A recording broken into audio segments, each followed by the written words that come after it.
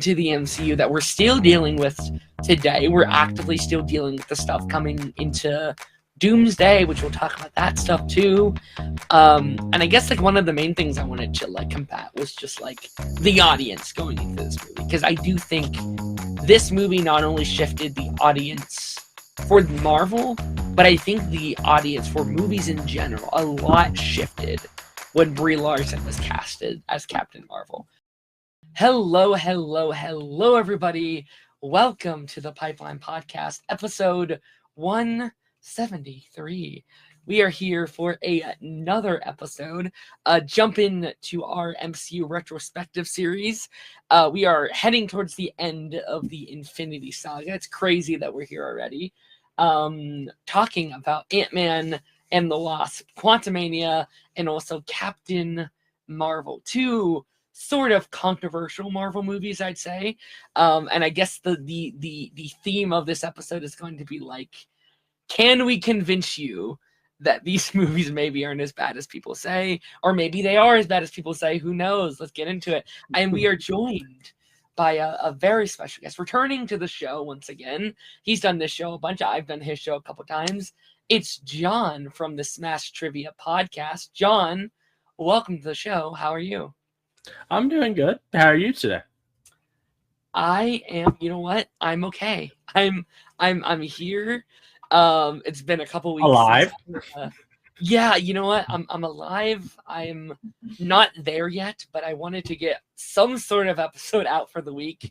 Like just like behind the curtains. Like, I reached out to you about 2 weeks ago to do this, and like, I waited the week. I was like, I will get better by the time it comes to recording. I'll be there. The time came. I was like, I can't do this.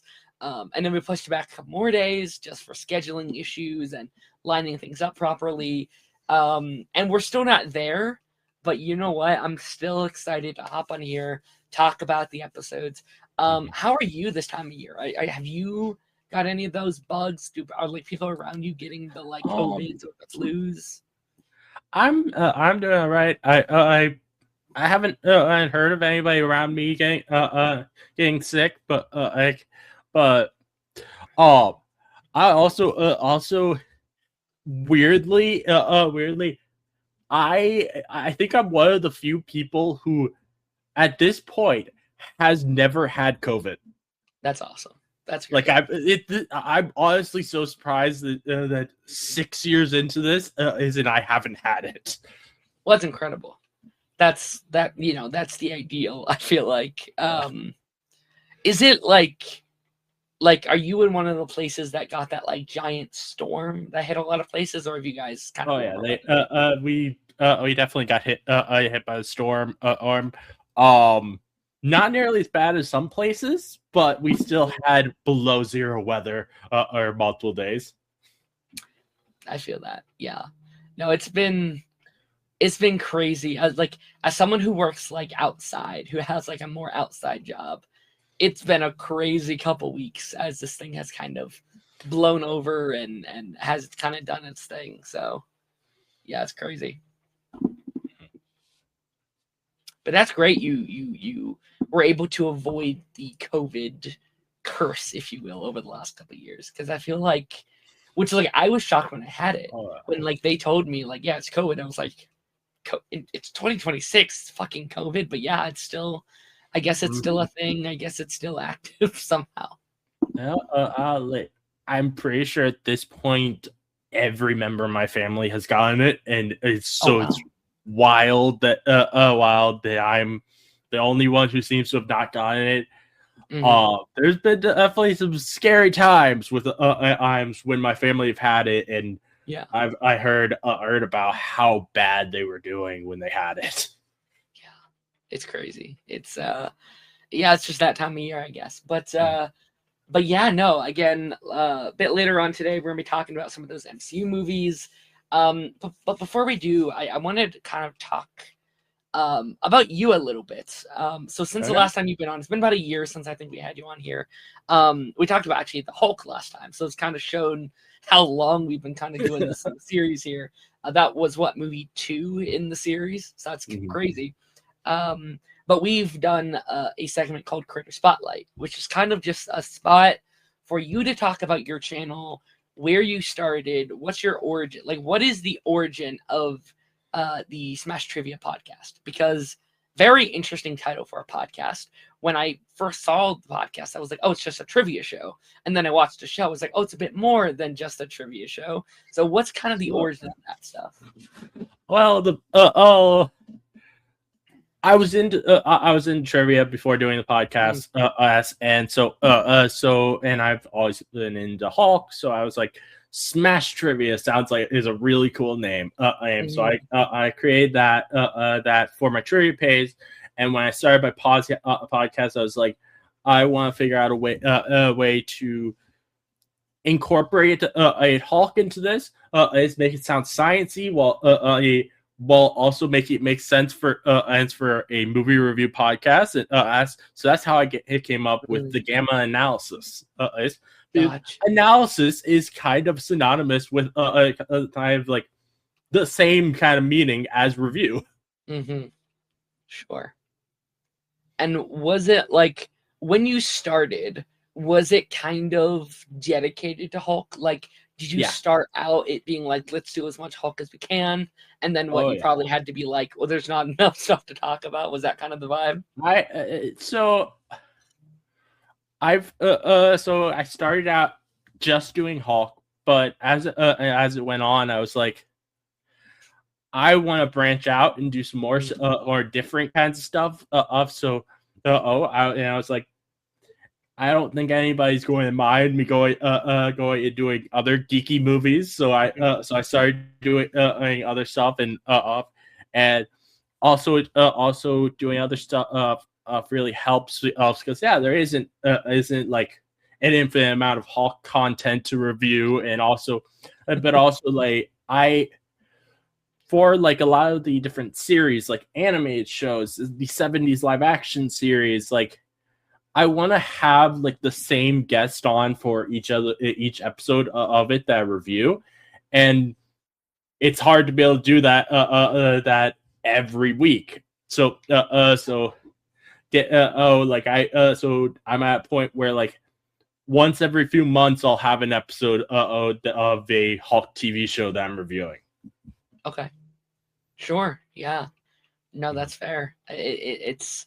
It's definitely hard, I feel like, to keep on a brand like that. Like, it's hard to, like, once you kind of create this narrative, it's like, oh, wait, there is only a limit that you can go, and there is only the availability that you can go.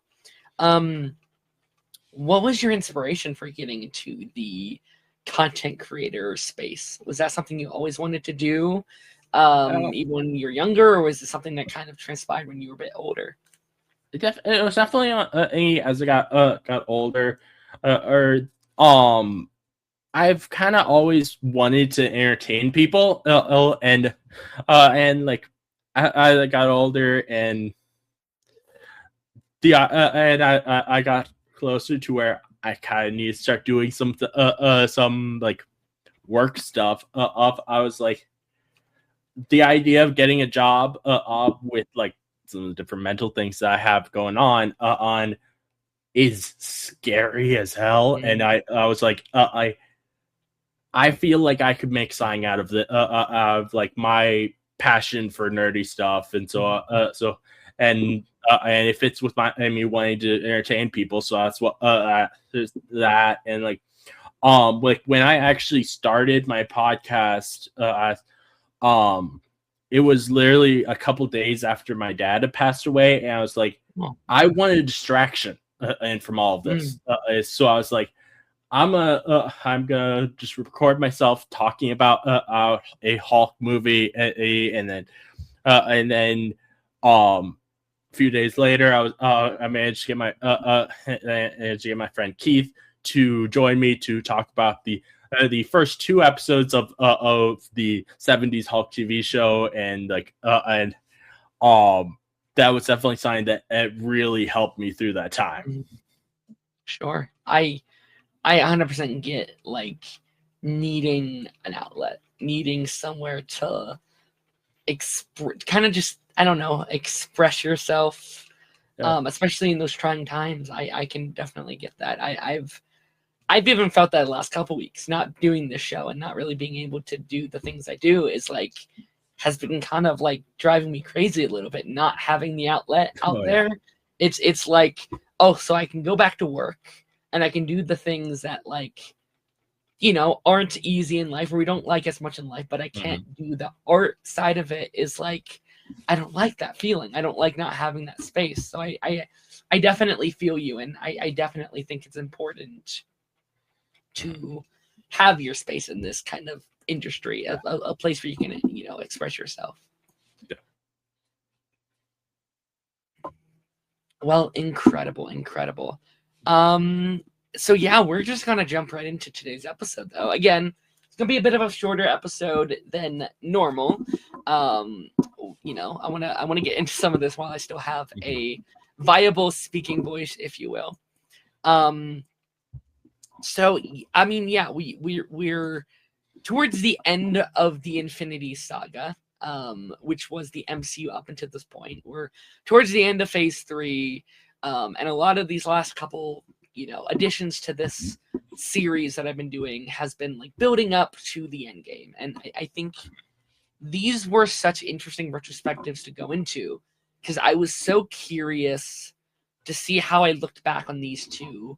We're starting to finally get into the movies that I saw in cinemas, which I was super excited for because I didn't watch 90% of this saga in the cinema.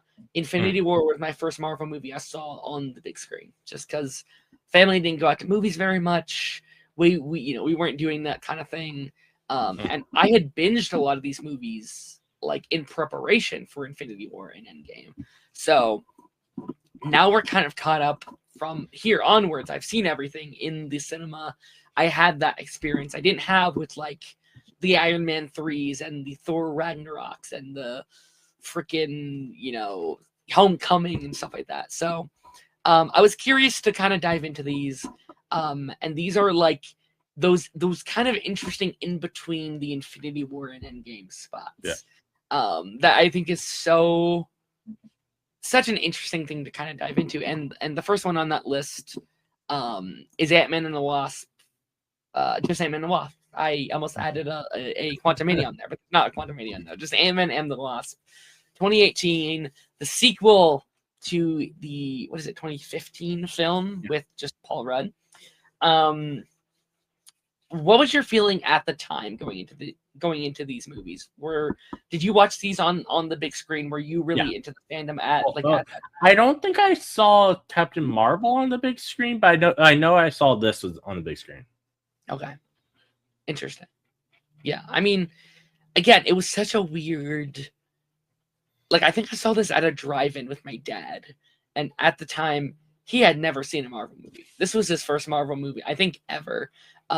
Which is such a weird, like, first Marvel movie. A sequel to an Ant-Man movie is such an interesting choice to start. But, well, like, what was your kind of vibe with the Ant-Man, as you know, and you know we can get into the more like nitty gritty a bit later, but like, what was your like main general takeaway after watching this movie? I really liked it. I remember like when this came out, I was like, I feel like even though like Ant-Man's not the most popular character, this is the kind of film that you want to watch on the big screen. Just from the sheer scale of seeing Giant Man, and I remember being like, this is just this just feels like the kind of thing you want to see on the big screen, and I remember really enjoying it. Though I this time actually rewatching it, I think I liked it even more than I originally liked it. Like I was rewatching it last night. I was like, man, this is really good. Mm-hmm. And like the visuals particularly are really good, and the CGI looks really good. Yeah, I had an interesting time rewatching this one, because I didn't like it that much the first time around. The first couple of times around, I was like, okay, this was an interesting. I definitely don't like this one as much as the first one. I'll Mhm. say that. I like the first one more. But I think this time around, I do think it's helped not watching it directly after Infinity War. Because I do think that was like the biggest takeaway. I think at the time was Mhm. like, oh, this is fine, but we just watched Thanos kill everyone we loved. And then like going into this one where it is like probably the most people like to use the word filler. I wouldn't use the word filler for this movie, Mhm. but it is definitely the most like carefree Marvel movie.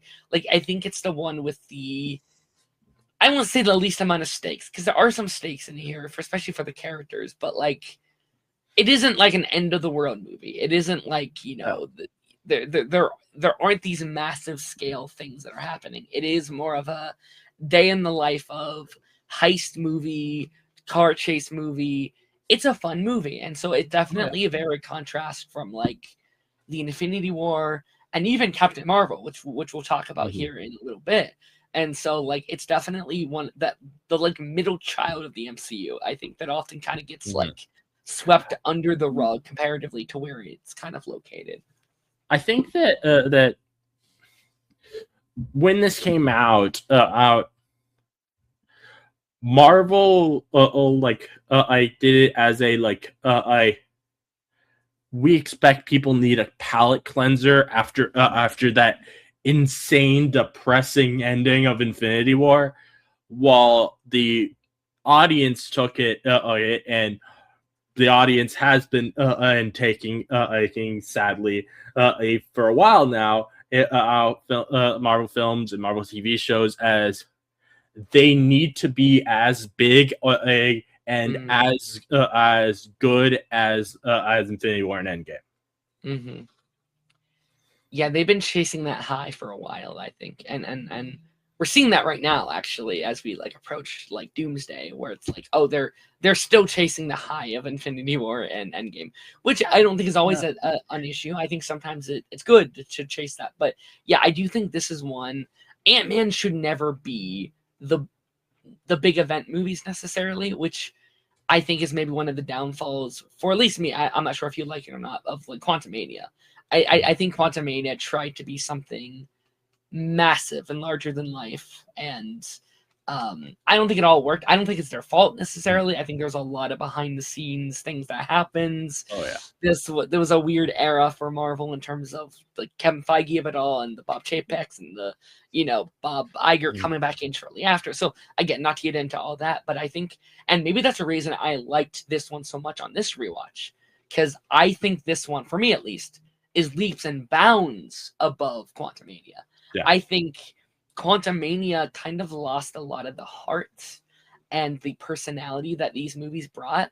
I think they kind of forgot what makes these characters, and I think this movie, while I don't think this is a perfect movie, um, has a lot of heart and it has a Oh lot of personality. There are scenes that are like really emotional and really heartfelt. That like on a rewatch, I was like, oh damn, I really didn't pick up on how heartfelt this movie is yeah. Mhm. sometimes. One thing that and I understand why we don't get this anymore, but like I miss from this era of Ant-Man is the relationship between Scott and little Cassie. Yeah, I miss Little Cassie too. Like I that's one thing where I think they kind of I've ruined it by I doing that 5 year jump Hmm because of Endgame. Yeah, I definitely like their dynamic a lot. I do miss Scott the father, which it's not that he's not a father in Quantum Media. He is. It's a different dynamic, Yeah. and it's definitely teased here. There are multiple lines about like I want to be a hero, like you one day, Dad, or like I want to be your partner, Dad. There's a lot of like rewatching it since Quantum Mania came out. There's like a lot of like, oh, they were clearly setting this up. They Mhm. clearly knew what they wanted to do with Cassie. And I do think Cassie is just And I like Cassie in Quantumania more than most. I don't. I really like her in Quantumania too. It's just like Yeah. I miss that dynamic that they had. And it was a really fun one. It had a lot of art to it. You know, one character who I thought was really interesting with watching this again, and with the knowledge of further things in the MCU, is Ghost because of Thunderbolts, and I don't remember on the first watch finding Ghost that interesting in this film, but this time watching it, I really liked Ghost. I agree. She is, but again, I think it's helped by Thunderbolts being such a good movie, by Thunderbolts being such an emotional roller coaster that like. It's really interesting because I feel like there's a very different personality for Ghost in this. Yeah. But I guess it's kind of down to like her being healed maybe at the end of the movie that like allows her to be a real person in Thunderbolts. Like she's not in that chronic pain and like hunger for getting her life back, I guess. But also, like, I think the scenes in this movie now hit even harder. Look, now that we have Thunderbolts, the like stuff of like I have been in pain every day of my life, and I think that hits harder now that you've. And like Ghost is someone I actually wanted more of out of Thunderbolts. Like that was one of my kind of criticism of that movie, as I wanted a little bit more of her because she is very good in it. But like like once we get kind of like the Void stuff in that movie, it does hit hard. That like, oh yeah, she does have that trauma, and she does have things that she was also going through in that movie. And one thing that I picked up on that we're going to be getting here soon, I'm very interested in, is in Doomsday, both Scott and Ghost are back in Doomsday, and most likely will be on a similar team or on the same team together. So what's that dynamic going to be like? Are they going to butt heads a little bit, or are they going to like have scenes together? Like I'll be very interested in that. I hope that they kind of buck heads a little bit, because like, you know, one scene in this that that I particularly really liked on this rewatch was when Ghost captures Hank, Hope and Scott. I really enjoyed that dynamic there, as she was just kind of messing with Scott a lot out there. So I think that'll be really fun to see. Yeah. No, I think because they were never like Ghost was never like full on villainous. Like she's a lot less of a villain here than I remember her being. It's just like I'm in chronic pain all the time and I need healed.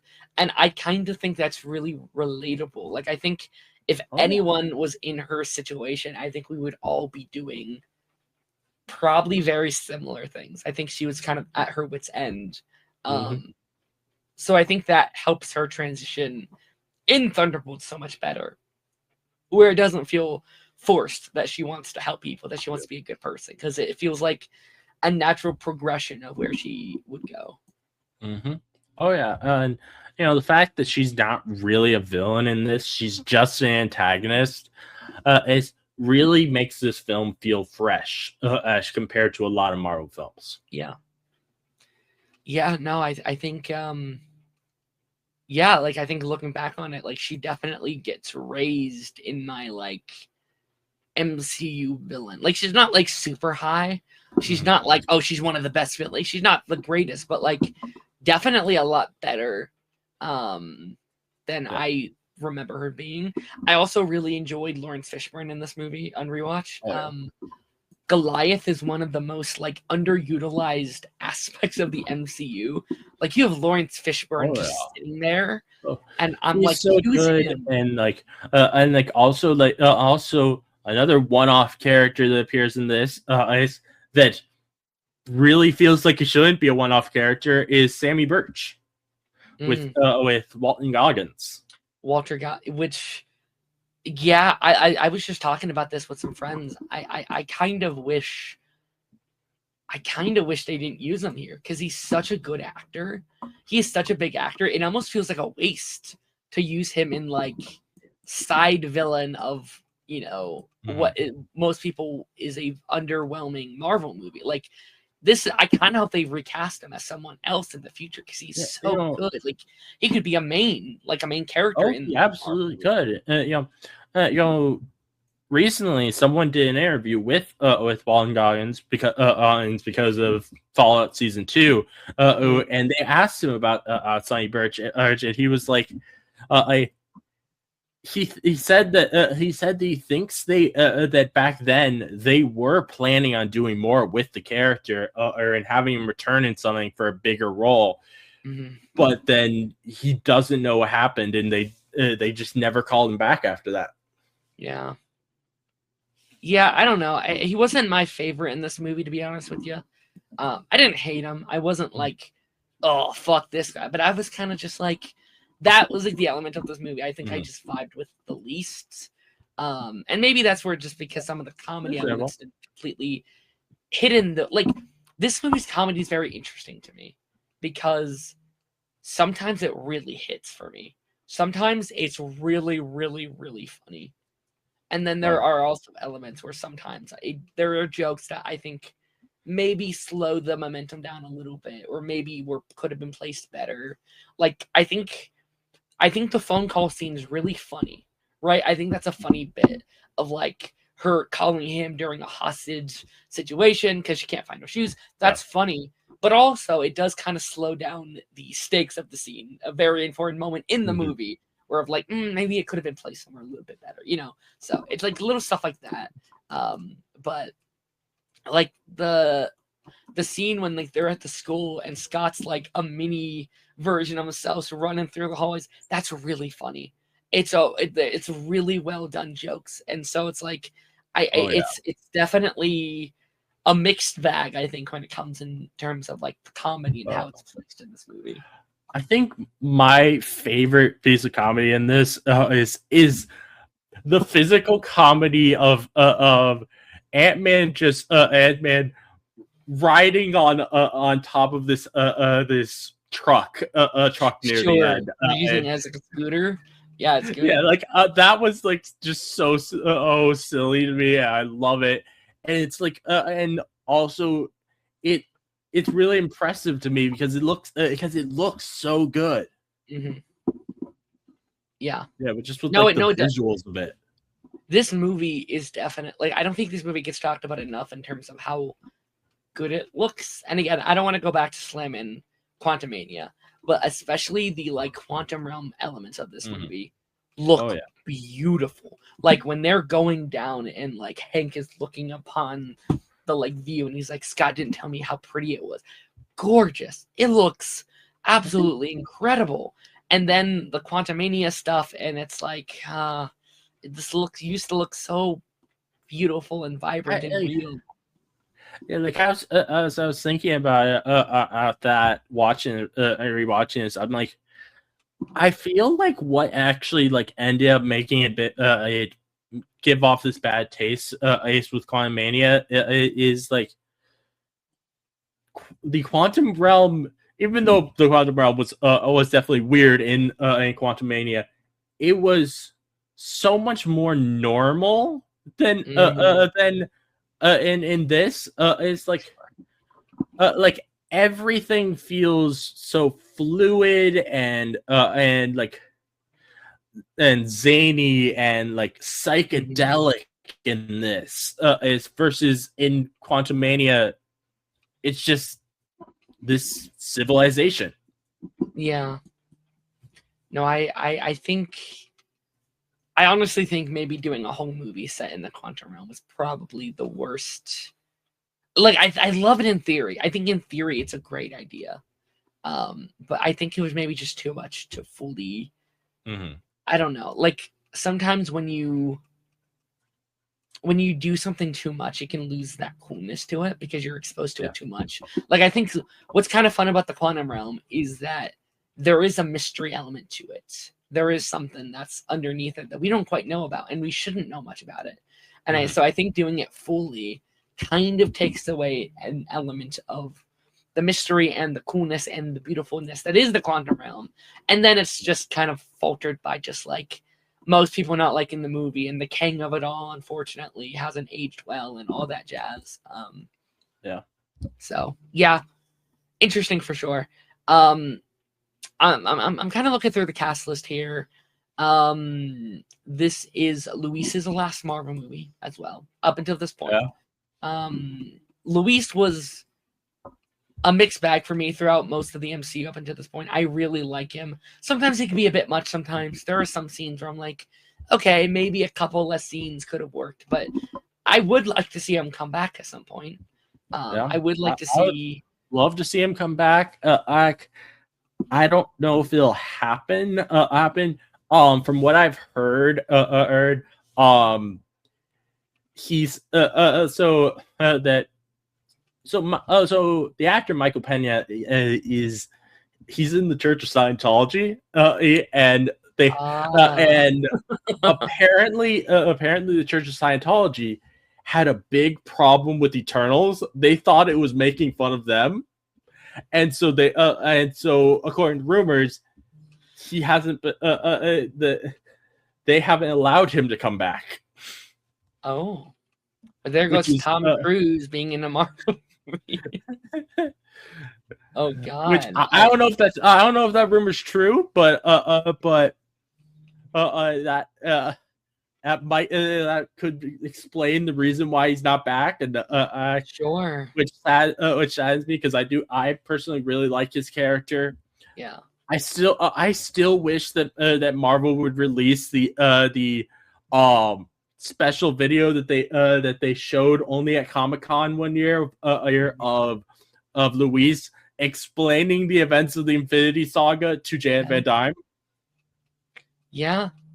And I mean, that would be if he could come back, that would be great marketing for Doomsday. Like have him do like a little promo like on YouTube or something, like explaining the explaining the multiverse saga for those who haven't caught up through the eyes of Luis or something. Like that'd be fun. But yeah, I don't know. That's interesting. I like Paul Rudd Scott Lang in this. I don't like him as much as the first one. He's definitely a lot goofier in this one, but he has a lot of heart. I think he's the funniest Scott has ever been in this movie. Like, I love the opening bits where Scott is like with his daughter and they're like doing the like home through because he can't go outside. And like, I think like that dynamic between Scott and Cassie is the best in this movie. I think this is the best that their dynamic ever is. I can definitely understand like, I mean, not liking as much because he's a little bit goofier in this, but I do think it kind of makes sense because like you're bound to go a little bit off your rocker if you're stuck in home for 2 years. No, for sure.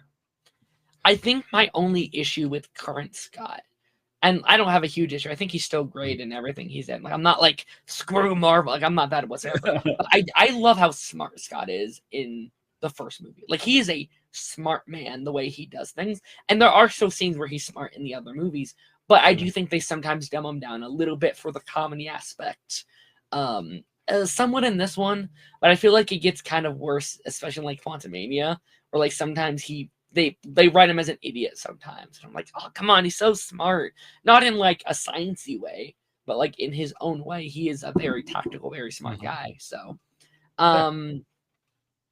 Hope obviously is co-lead this time around. This is her first appearance as Wasp. Itself, another character we may not ever see again due to just one, controversies, and two, she says she's retired from acting. Is that true? I don't know. I think at this point I kind of believe that she's either retiring from acting or she's going to be probably taking a long break because less because of like the controversies surrounding her, but more because recently she had some kind of brain injury, and I think that and I think she's probably going to want to take a break after that. Yeah, no, for sure. Which I I'm personally fine with. Like, I like Hope. I've never loved Hope though. I've never been her biggest fan. Although I will say I do think this is her best movie. I think this is the most I've liked Hope. This is just the most they've given her. Like Ant-Man 1, she is a little bit too damselly in my opinion. Like it's very much she's the love interest for Scott, a little bit too much. Where this one, they actually give her some room to be her own character. I think she has some fantastic scenes here. I love the kitchen fight scene that we get, or like the yeah, like when she's in the like bunker and she's shrinking, she's going up and down. You have the like knives throw in, and she's going in between the bed. Like that's a gorgeous fight scene. I think that's such an underrated fight scene, and the way Scott then comes in and they have their team up stuff with Ghost, chef's kiss. Maybe my favorite scene in the movie, one of my favorite scenes, and like I think it's a very well done action set piece. Oh yeah, definitely. And, there's a channel that I watch a lot called Corridor Crew, and they do VFX artist react videos. And like as I was rewatching this, it's just I was like, I really want them to do an episode on this movie, because like there are some really beautiful shots, like the knife scene in there, like that looks so good. No, for sure. Yeah, no, this movie is like in terms of the special effects, they had time to cook and stuff like that. Like they did a great job. A couple more characters I want to spotlight. A couple got kind of introduced or reintroduced here. This is the first appearance of Jimmy Woo in the MCU. We later see him in WandaVision, and then recently in Marvel Zombies, which is not technically canon, but still within kind of the same general world. I think he's great here. I think he adds a lot. I think some of the best comedy scenes come from him. Sometimes jokes, go on a little bit too long, but he still cracks me up. I think that actor is has such a great chemistry and has such a great, vibe to him that I would like to see him come back, especially after WandaVision, because I really liked him in WandaVision. I thought he was great there. So I'd like to see him come back in some sort of like, I pitched for years putting him in like an Agents of S.W.O.R.D. kind of show with like Monica and Darcy and stuff like that. But like, we'll see. Like another one of my favorite comedic scenes in this is when they have him reacting to the giant Ant-Man suit on the side of a building near the end. Sure. Like that's just so. I think that's such a great scene, and a genius little punchline. And it's so satisfying. They do it like 3 times in the movie, but like every time they're like, "Get to Lang's place," and they all storm in. He's like, "Hey guys, what's going on?" Like it adds to that like heist element that I think works so well in that first movie. I think it's a different vibe, but it carries over pretty well. And I feel like we never quite get that vibe again. Like I do think, I don't mean to keep ragging on it. I'm so sorry if there's any fans of Quantumania, but like that's an element that kind of gets lost in Quantumania. I feel that like heists elements, that vibe that's so, well polished here. Let me go through the rest of these. Janet, we get reintroduced to Janet here. I think she was in the first one a little bit, but kind of the whole plot is surrounded about her being lost in the quantum realm. And one thing I really picked up on this time I thought was really interesting is she spends 30 years in the quantum realm. That's a long time being trapped someplace. And she gets out for about 5 minutes and then is immediately dusted by the end of the movie. And I'm sitting here, and like as soon as like a year later, she has to go back to the quantum realm in the third movie, and I'm like, what an unlucky soul this is. Like, dear God, she does not get a break. Good Lord. Oh yeah, definitely. She's really good, and like in all 3 of the movies, Michael Douglas is so good. I think one thing that I was I never realized till just a few months ago is that Michael Douglas is in his 80s, I'm pretty sure now, and like I really appreciate that someone of that age it puts their all into a superhero movie. Yeah, which you can like you can. I think Quantumania was enough for him though. I think he had it. Okay. I think he had it. Like I think he was pretty upset by the time we got to Quantumania.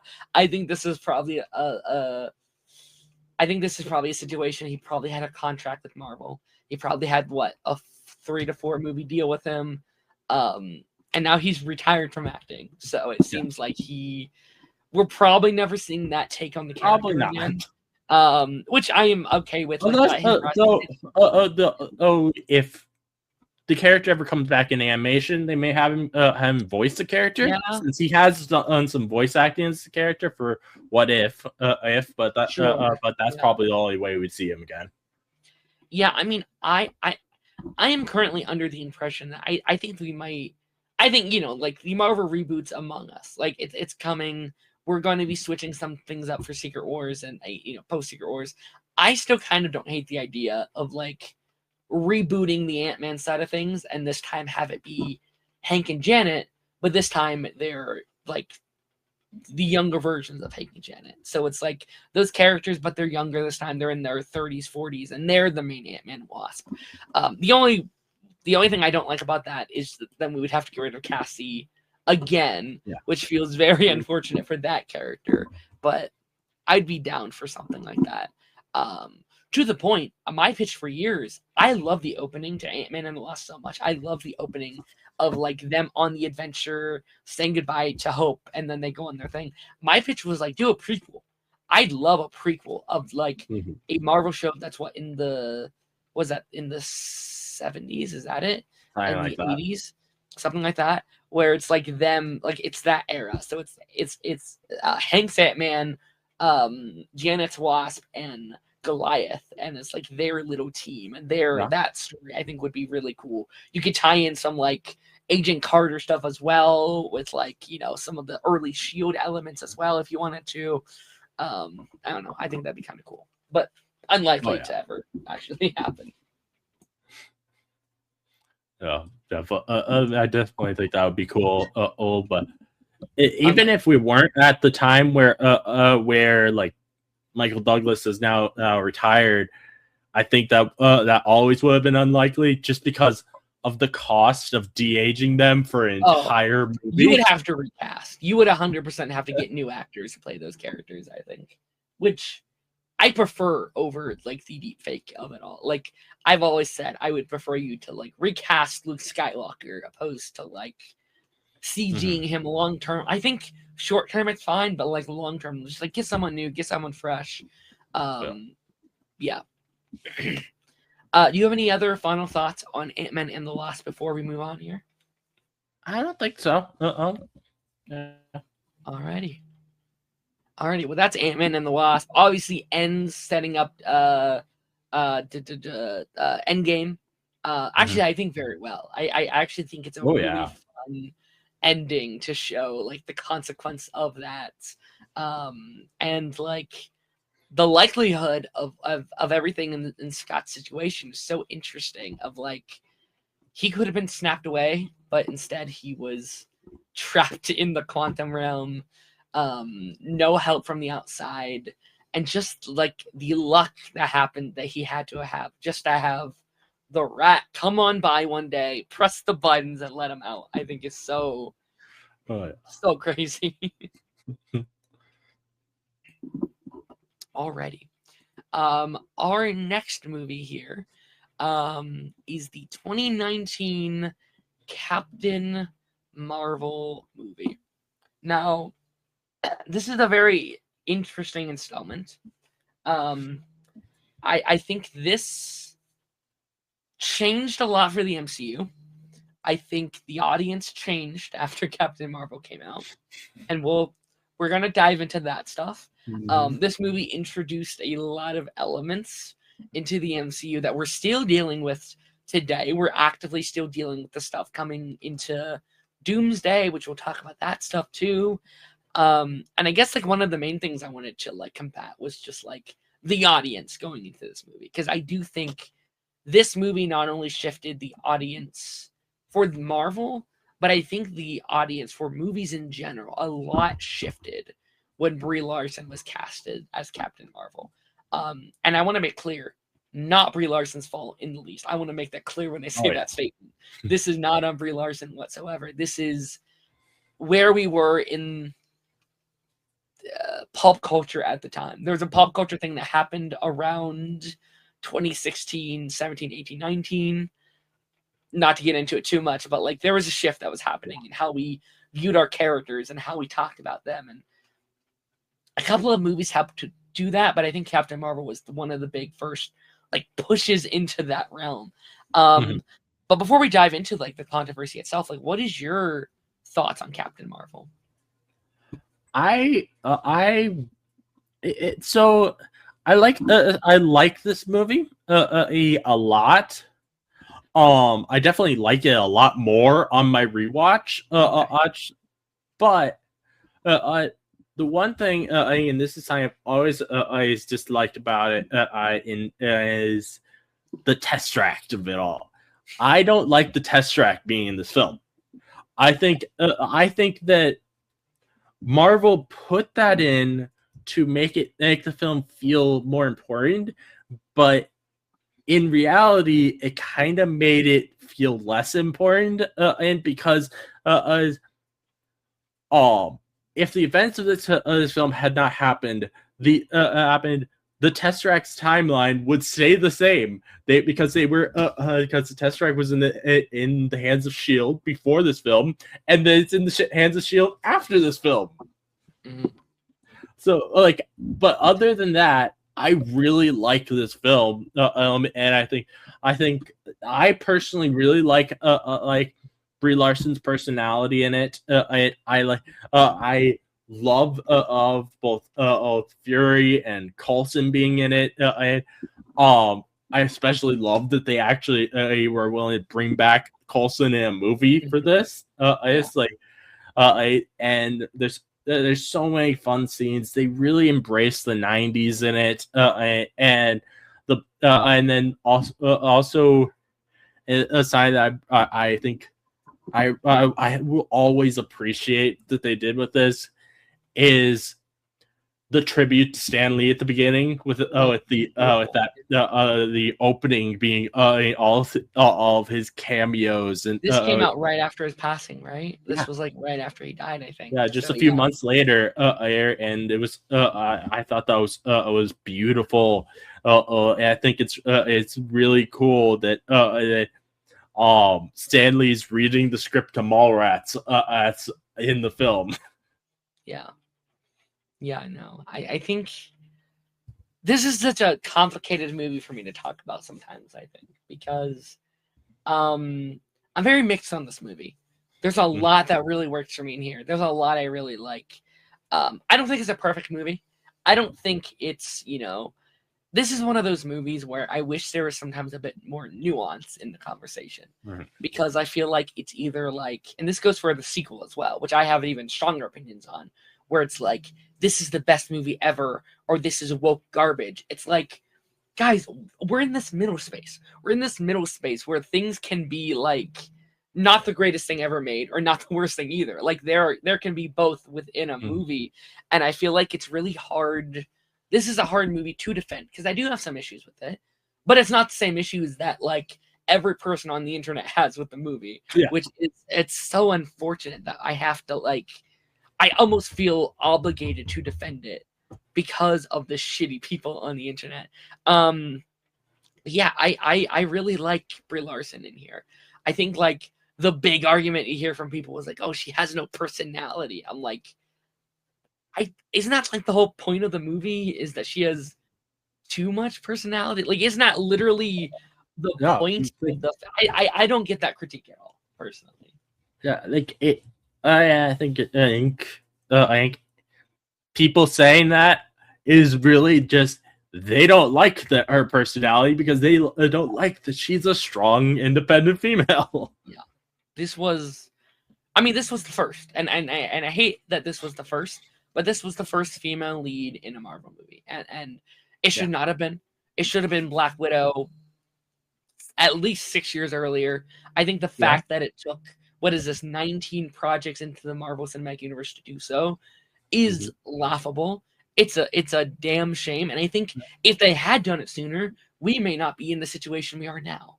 We may not be in this pitfall of like what is now like fuck female characters in the movies and like they shouldn't be leads, and it's getting worse every single day in terms of these characters. And you know this will be a bigger conversation as I get into like the phase 4 of the MCU, which is definitely a lot more progressive, which I think is a massive positive for the MCU. Oh yeah.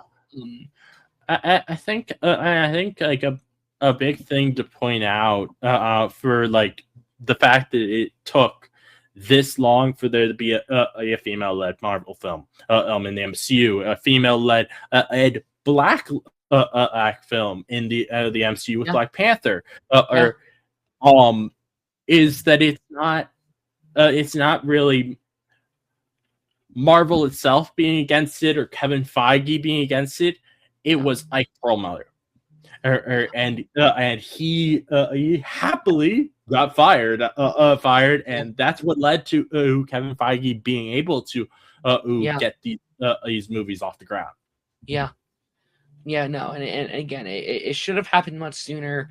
I also think Captain Marvel kind of released at a good and bad time for the movie. Like it did so well because it did come out in between Infinity War and Endgame, which really helped it. But also it came out at an interesting time because we were wrapping up the saga. And I think it was hard for people to be like, wait, there's this new character coming in here that we've never heard of before. So I do think that was an element of it that held people back. But I don't think people really went into the movie giving Carol the best chances going into it. And I have my issues with this movie. I don't think it's a perfect movie. I think some of the writing maybe could have been polished up a little bit.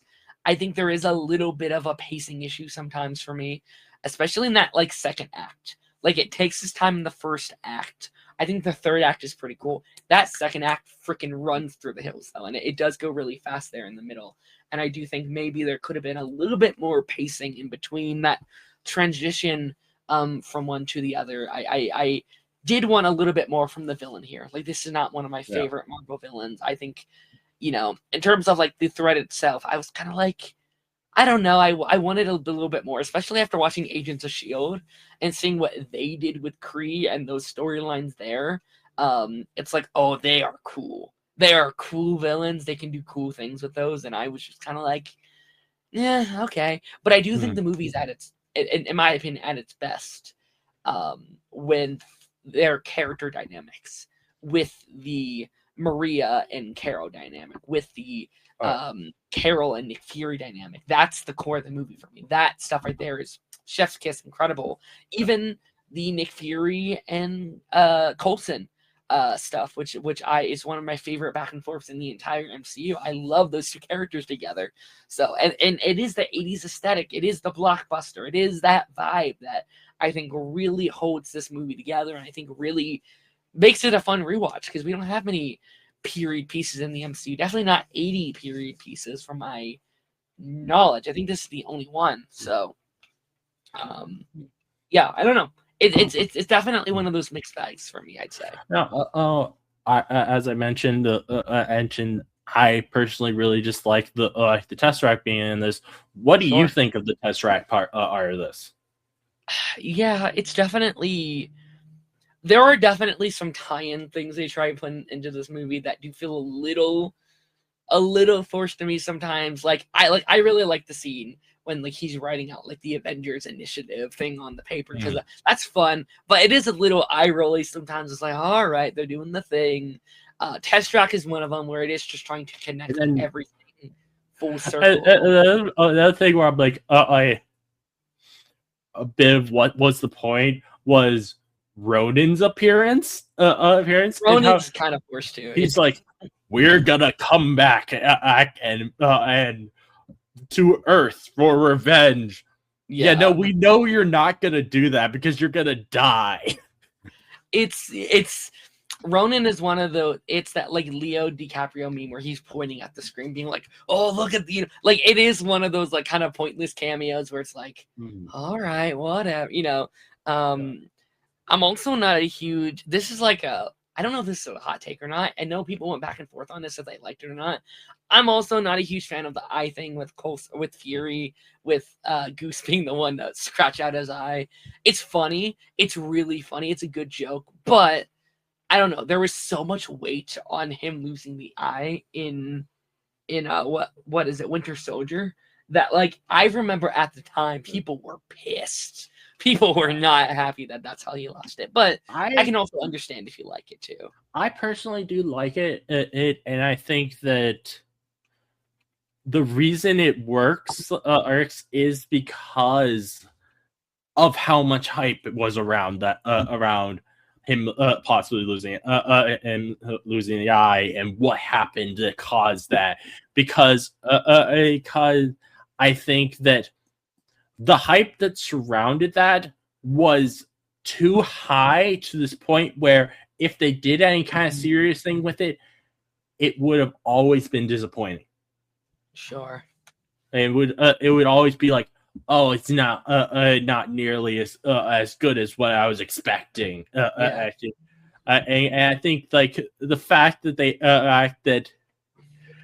they kind of tease it as the film goes on and really helps it. Like early in the film, the Talos as Fury's boss is like, is your eye okay after the first fight scene with I scene that Fury was in? It's teased, yeah. And you know what I will say I do like, though? I do really like the scene between him and, I think it's Coulson, where, like, Coulson's like, did you really lose it from doing this, this, and this? Like, I'm not going to tell you a thing. And so I definitely like that he purposely lets the rumors fly wild. Like, he lets other people build up the mystery of what happened. And I think that really makes sense for Fury. This person who's very he's very willing to distort or events to make himself look better. Yeah, he's someone who like he's shady in that way. And as the in other appearances is it kind of he gives off that vibe as well. Like particularly in his everything they do with him in Agents of S.H.I.E.L.D. They really push the fact that he's a kind of a very shady guy. Yes, he's a good guy, but he's very shady and very willing to manipulate things in his way. No, for sure. And I think this honestly may be my favorite Fury. I won't say favorite because I think Winter Soldier is really good. I think that's probably my favorite. But I think this is a really, really well one of his better appearances as Nick Fury. Like, because they really let him just kind of breathe and let him be an actual character. This is before all the secrets. This is before all the security. This is a young version of the character, and they really let him be a character here before everything. And I think this was a great concept. And again, like throwing Coulson in there was also just so cool to see. I love that we got that one-on-one, like at a time where we thought Agents of S.H.I.E.L.D. was never going to be canon. And we still think Agents of S.H.I.E.L.D. will never be canon. I hope it will someday. But like, I don't know, this might be the closest we get to like an Agents of S.H.I.E.L.D. appreciation in a movie and TV show. So I love that aspect so much. I think he's great. I will say watching this movie makes me so depressed about Secret Invasion even more because there's so many elements in here that we're building to, we're setting up. There's characters that are in here. I like Talos came on screen and I sighed because I'm like, no, he's such a good character, and they did him so dirty, and they did the Skrull storyline so unbelievably bad. I tried to defend Secret Invasion for those first several episodes, and the more we went on, the more I was like, I can't do it. I can't So do annoying. it. It's not Like, it doesn't work. Secret Invasion, like truly might be the worst Marvel project I think so. that they've ever done, and it really sucks. They it's crazy that they killed off Talos in that, making it so after this film he never interacts with Carol ever again. Nope. I'm probably Like, never. and she is just should be just as important to him as Fury is. Mm-hmm.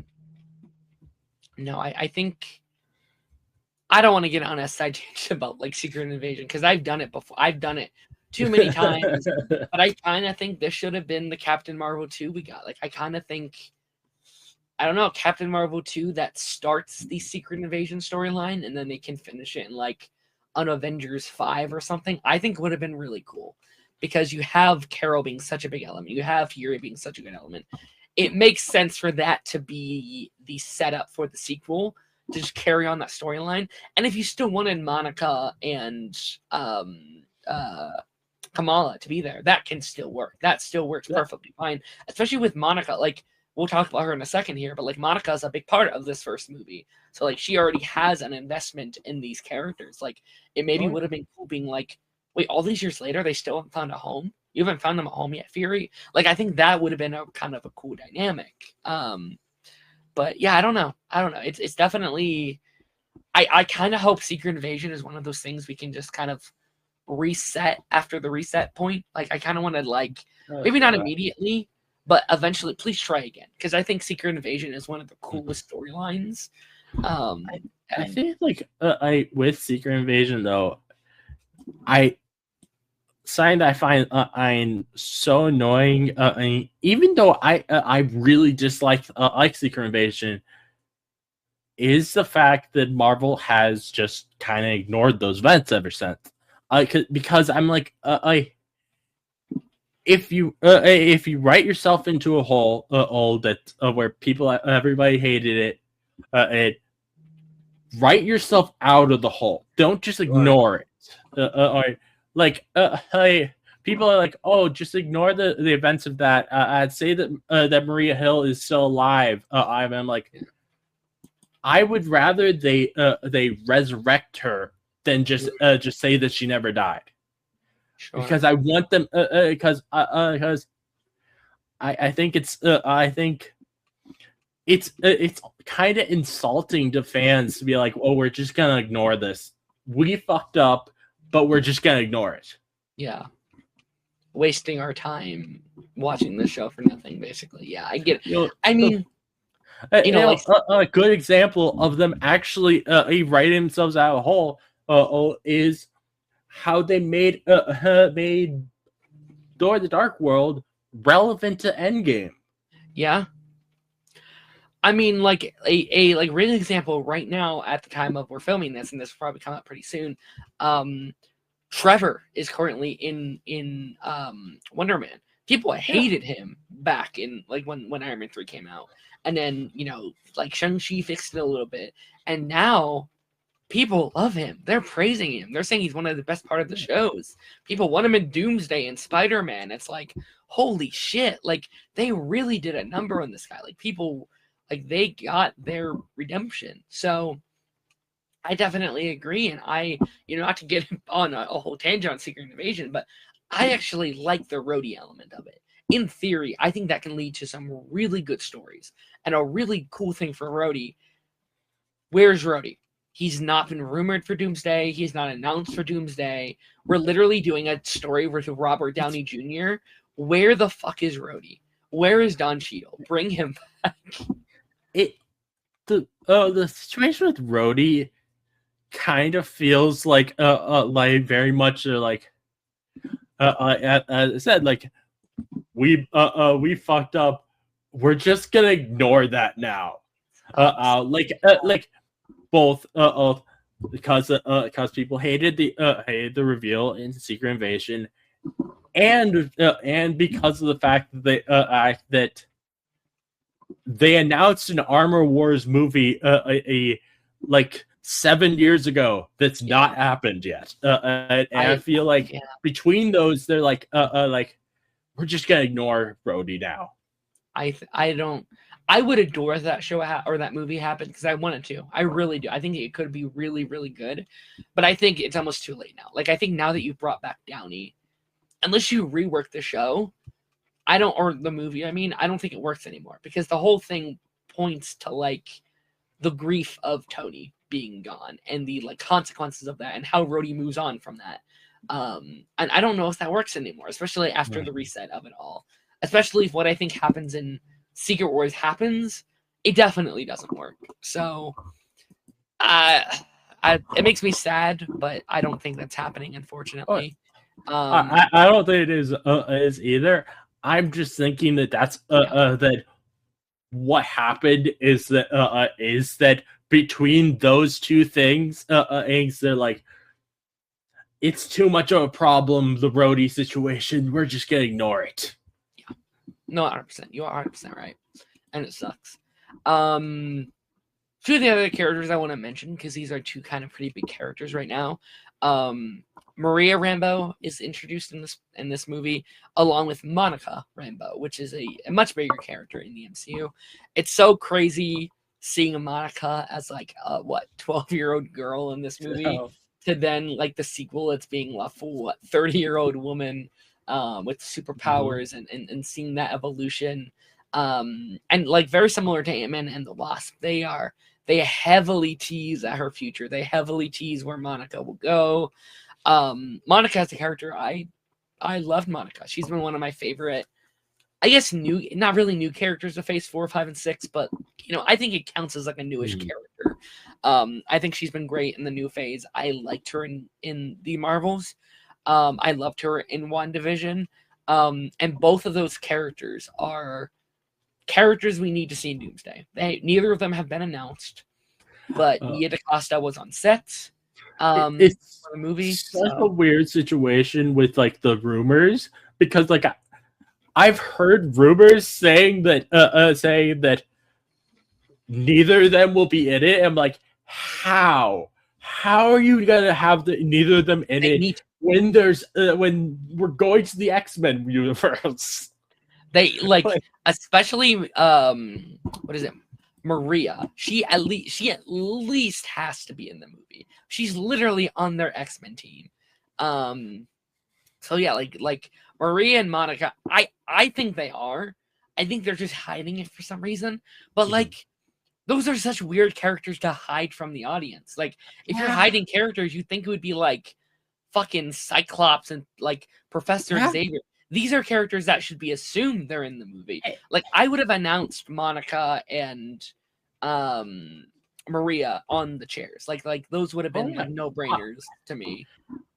I think with like the chairs, I think what happened with that is like they did the chair announcement because they thought that that set photos would get out of Endgame or of Doomsday, and then when and then no set photos came out. So and I think that's the whole reason we haven't got another chair announcement. Is they're like, oh wait, we don't need to.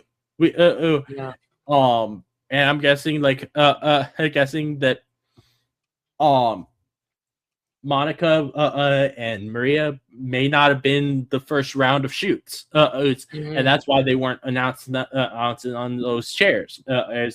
And so I think that's like the situation with the chairs, because like it definitely seemed like at first they were going to do a second chairs announcement, but at this point I don't think they are. No, I think at this point it's too late. I mean, now it's even rumored they might be doing a chairs thing for Secret Wars instead, because they're going to be apparently filming here sooner than later. So it's like, do they want that cast to get leaked before? You know what I mean? So it's a weird situation. Yeah, I don't know. I think I feel like it's probably not gonna happen. The Secret Wars one, just because like, why would you reveal all of those before Doomsday? Like It's that, you don't want to spoil Doomsday with the chair's announcements for another film. yeah, it's tough. I guess it's going to depend on what is the cast of Secret Wars. Like, is it that different than Doomsday?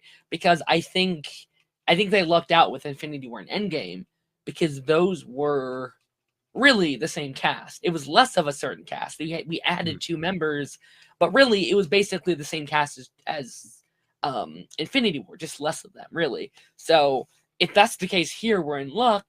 But if we are adding, like, Hugh Jackman and Toby and freaking, Ryan Reynolds and all these guys, so then it might be like, oh, do you want that spoiled, or do you just want to, it's a really tough line. I wouldn't be surprised if it is like a very different cast, mainly just because it's because like, whereas back with Infinity War and Endgame, it was easy to get the actors for both films because they had because back then Marvel was doing 8-9 film contracts. They don't do that anymore. So each film they gotta contract them again, and they may not. And if they've already got something scheduled to film, they might not be able to do it. No, I 100% agree. These next couple months are going to be very interesting. I mean, rest of the year is going to be very interesting for Marvel as we, as we approach some of these big projects coming out. Spider-Man's a couple months away at this point. We should be getting a trailer for that soon. I don't know where the heck it is. We're a couple months out. Yeah. Well, I think it's gonna happen for both the trailer for or Spider-Man: Brand New Day, and the actual trailer for Doomsday. I think they're both gonna be at the Super Bowl next week. That would be. I think that'd be smart for both. I think both need to make a present. Which, like, typically I'd say, oh, like Disney went to 2, but it's not Disney, it's Sony, so they could both put out a trailer, and yeah, so. And heck, if we were to get a second shares announcement, whether it's for Doomsday or for Secret Wars, I think it would be really smart of them to have like the trailer that comes out during the Super Bowl to end with saying, "Stay tuned after the Super Bowl for the second shares announcement," and like have that literally late at night, right after the Super Bowl is when they announce the second shares. Yeah, I think. Yeah, I don't know. I'm curious about that first trailer because I need that first Avengers trailer to really. What I need is it to really focus on Sam, because that's my biggest issue right now. Yeah, is that like. There's been some beautiful trailers that come out. I've actually liked most of the trailers. I didn't love the Steve one, but besides that, like, I loved the Thor trailer. I loved the X-Men one. I loved the Black Panther one. But I'm like, guys, remember, Sam is our lead of the movie. They've said multiple times Sam is the lead, and I've seen so many posts being like, who's going to be the spotlight of Doomsday, and Sam's nowhere on the list. I'm like, you gotta remind people this is Sam's movie. You gotta remind people. It's scary that it's not going to Steve already. I'm like, it's not Steve's movie, it's Sam's movie, guys. We gotta remember. I think personally, with like the 4 that they released, the one that was my favorite was the Wakanda one because it's actually our current characters is meeting for the same time. And not just we're trying to get nostalgia for either the X-Men or the Infinity Saga. And it's that one that I'm like, that one's the one that interests me the most. And like, I saw people being like, "Oh, this should have been Black Panther meeting Ben Grimm," and I'm like, honestly, out of anyone from Wakanda meeting Ben Grimm, M'Baku feels like the best one to me. Yeah, like that feels fitting to me. Oh, they're gonna be friends. They're gonna be so much fun together. They're going to be. No, I I fully agree. That was my favorite. Like, I think X-Men got me a bit more because it's, I love the X-Men. So obviously, but that I think was the best trailer because it felt like an Avengers trailer. The others felt like an X-Men trailer or a Thor trailer, or like those felt like they could be solo movie trailers. That was an Avengers teaser. That hyped me because that's the thing I love most about the MCU is about two characters that have never met before interacting for the first time. That's what made me fall with the that's what made me fall in love, in the 2012's Avengers and Age of Ultron and Infinity War. Like the moment when like Thor meets the like Guardians and like Infinity War, that's a special moment. When like they come down, when like Thor and Rocket and Groot come down and he's like, all right, Captain America, this is Rocket Raccoon and Tree. Like stuff like that is like why I love the MCU so much. They can make me fall with characters and then get to meet together, and that is such a special feeling. Yeah, I've long said character interactions are what make the MCU good, and that and it's like I'm much more interested in character interactions than epic moment after epic moment after epic moment. And I'm like, I'm like the most thing I'm most interested in is seeing how these people interact together, and like I think a big part of why that's so important to me is because we didn't get that before the MCU, because it was all solo movies before the MCU. The reason why Tom Holland is my favorite Spider-Man is because he's in the MCU. He gets to interact with this wider world of superheroes. I agree. No, it's good stuff. It's very fun stuff.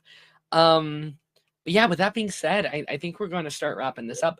Did you have any final thoughts on Captain Marvel? I know we kind of went off on a different thing there, but do you have any kind of final things that we haven't mentioned that you would like to mention here? No, I think we mentioned just about everything. We went on a bit of a tangent, but I think it's good to go off on tangents sometimes and talk about the future and especially as like we're getting close to the Super Bowl, where that's gonna be an important date for the or the future or Marvel.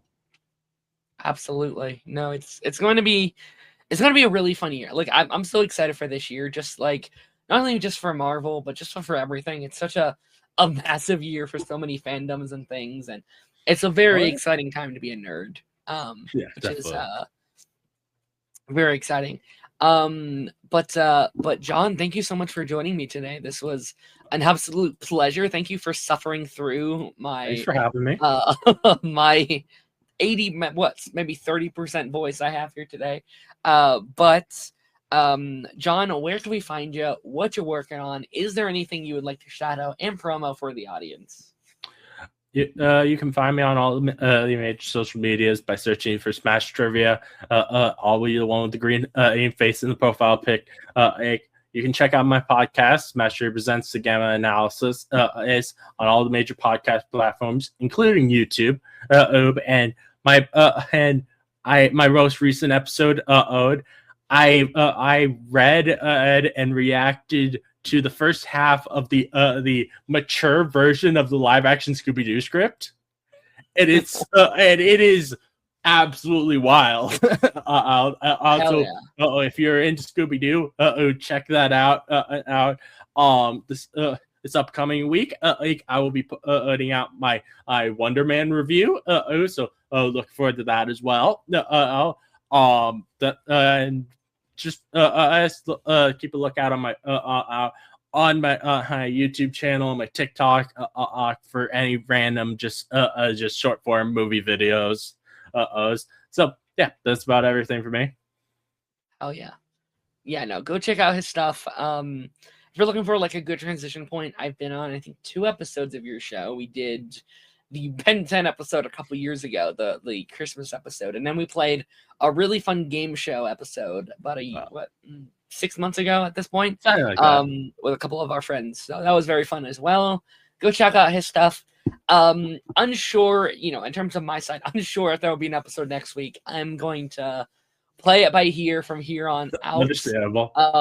But we have some fun episodes I planned in the works. Obviously, next month we're gonna be doing Endgame. We're gonna be doing an episode here soon for the 20th anniversary of High School Musical.